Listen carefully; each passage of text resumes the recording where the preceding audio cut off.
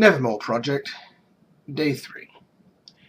So, apparently, the woman visitor that I was complaining about yesterday turns out to be Grand Inquisitor Oiti. Yes, that was an awkward telephone conversation. And I retract all of my previous comments. The kind lady Oiti is more than welcome to tour our facility at any time, and if I in any way seemed to disparage her rights or privileges, or I'm very, very sorry. I want that on the record. And I certainly will not complain about her welcome and cheerful visits again. I look forward to her being here. And, in fact, actually that's not at all untrue. We have a number of projects to show her, including some interesting new interrogation techniques, a couple of which I actually employed today on our test subject, and they proved to be quite effective. I am now piecing together quite the little biography about our esteemed guest. Yes, I'm calling him a guest now, mostly at Lady Oiti's insistence. I'm not supposed to call him a subject anymore. I probably will slip on that a few times, but I'm certain that someone will remind me, especially now that all of my logs are going straight to her office. Joy. Yes, I'm also told that his commander in the field, Mr. Humboldt, Commander Humboldt, I've also been admonished that I should be using ranks and titles. It's almost like it's not my personal log, is it? Oh, well, whatever.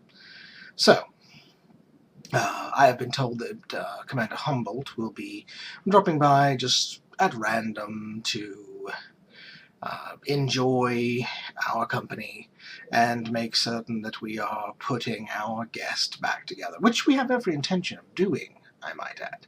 Yes, we have severed his hand 7 times now. But we've only done it that often because we're learning quite a bit about vampiric regeneration. The last 6 times it's gone back on just fine, but except for the one time when we flipped it over to see what would happen. It did rejoin, but apparently the nervous system really didn't like that, causing discomfort and a strange sort of synesthesia.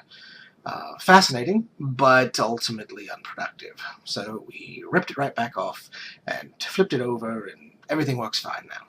Really. His fingers will regain movement anytime now. I'm confident of that. Right, so there's that. Well, fine. I'm going to start letting the lapdogs of the Ordo Obscurus in. Might as well just throw open the doors, have a job fair.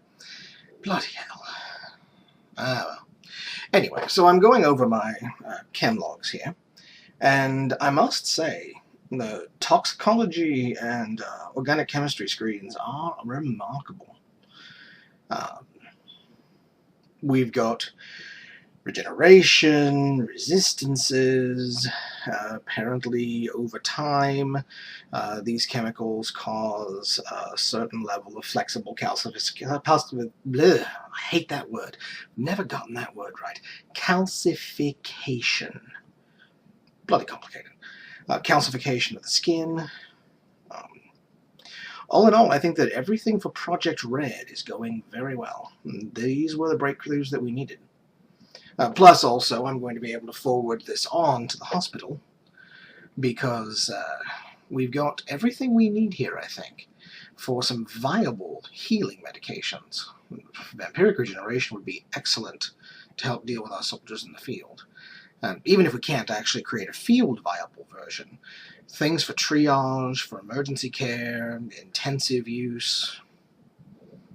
This guest's blood should be invaluable in saving lives, and that is why we're here. Yes, alright then. I am approaching my 5-minute mark. I could go on and on about these chem screens, but I'll leave all that in the physical report. Certainly wouldn't want to bore you, Mrs. Oiti. Miss Oiti. I actually have no idea what your marital status is, but a sweet, wonderful woman like you certainly deserves a husband. Or 2. Have at. I hear that's all the rage these days. Yes. Anything else? Anything else? Oh, yes.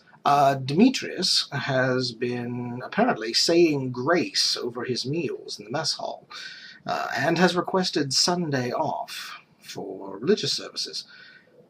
Kind of surprised by that. Apparently this comes from after having a brief conversation with our guest. Very odd, since after looking over his personnel report, he listed his religion as the Sex Pistols. He seems to have had a bit of a change of heart. Very odd. Oh, speaking of change of heart, our lab technicians have informed me that our guest informed them of a large stockpile of blood that they could use as an alternative to exsanguinating our low-priority targets. Which means Rover is very much alive, and I suppose I'm happy about that. It means that the lupine cranial studies can go forward, and I don't have to liquidate another wolf. Fantastic. Log out.